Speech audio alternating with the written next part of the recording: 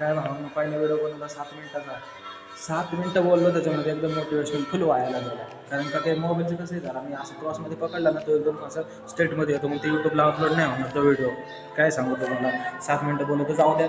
परत एकदा तुमचं स्वागत आहे माझ्या छोट्याशा ब्लॉगमध्ये. पृथ्वी ब्लॉगर आपल्या चॅनलचं नाव आहे.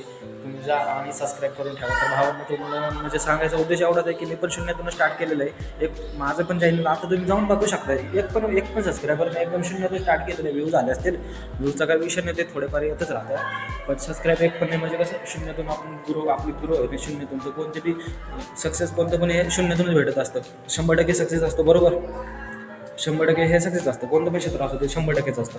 आपल्याला सुरुवात कशापासून करायची? शून्यापासून. पहिल्यांदा 1%, नंतर 2%, नंतर 3%, नंतर 4%, असं करत करत करत आपल्याला 100% जायचं. त्याच्यामध्ये खूप आपल्याला हे करावं लागतं, सहन करावं लागतं. पहिल्यांदा लोक नाव ठेवतील, नंतर हसतील, नंतर चिडवतील. आपण असं जाऊ राहिलो नंतर ए बाया ब्लॉगर जाऊ राहिला, यूट्यूबवर जाऊ राहिला असं म्हणतील. पण त्या लोकांकडे ध्यान द्यायचं नाही. आपल्याला जे करत राहायचं ते करायचं. आणि ब्लॉगचं काय सोपं आहे. बरेचसे जण म्हणतात की ब्लॉग कसा बनवायचा. अरे कसा बनवायचा काय, मोबाईल उचलायचा आणि बोलत राहायचं. जे तोंडामध्ये येईल ते बोलत राहायचं. झालं बनला ब्लॉग. ह्याला काय लागतं, रोज 5-10 मिनटं कन्सिस्टन्सी लावून काम करत राहायचं पण बनतो ब्लॉग. तर आजचा जो युग आहे ना भाई, 18 वयाच्या पोरांचं त्यांचं कसं चालू आहे माहिती आहे का? जरा 18चं वय झालं, 18 वयाचं पोरगं झालं की मग झालं त्याची लाईफ एकदम त्याला वाटतं की मोठा झालं नाही असं तसं.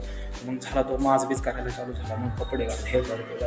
भावना ह्याच्यामध्ये काही ठेवलं नाही. तुम्ही 18 वयापासून क्षेत्र असं निवडा, कोणतं पण क्षेत्र निवडा. 5 वर्ष त्याच्यामध्ये मेहनत करा. तुम्ही जेव्हा 20+ होताल ना त्यावेळेस तुम्ही असं खाली वाकून मागं फिरून पाहिजे. तू पहिले कुठं होतं आता कुठे गेलो. तुम्ही तर अरे बापरे मी पहिले कहा था आप कहा गया. इतकी कन्सिस्टन्सी ठेवून काम करा भावानं. हा जमाना पैशावर चालतो, फक्त पैशावर. पहिले काही लोक म्हणायचे जगण्यासाठी अन्न, वस्त्र, निवारा ह्या 3 वस्तू भेटल्या की झाली लाईफ सक्सेस झाली. पण ते चुकीचं आहे. आताच्या जीवनामध्ये हे 3 वस्तू लागत नाही भावा. मी म्हणत नाही की जीवन चांगलं नाही. Life is so beautiful but money is powerful. जर ज्याच्यापाशी पैसा आहे तोच ह्या जगामध्ये जगू शकतो. माहिती आहे का तुम्हाला? म्हणून लवकर क्षेत्र निवडा. वेळ कसलाही वाया नाही गेला पाहिजे. वेळ ही कोणासाठी थांबत नाही. एकदा हे जीवन तुम्हाला निघून गेलं ना, एकदा तुम्ही 25 वर्षे झाले नंतर तुम्हाला कळलं अरे भाई मी जर 18पासून स्टार्ट केलं असतं तर मी आपण आज त्याच्यासारखा झालो असतो.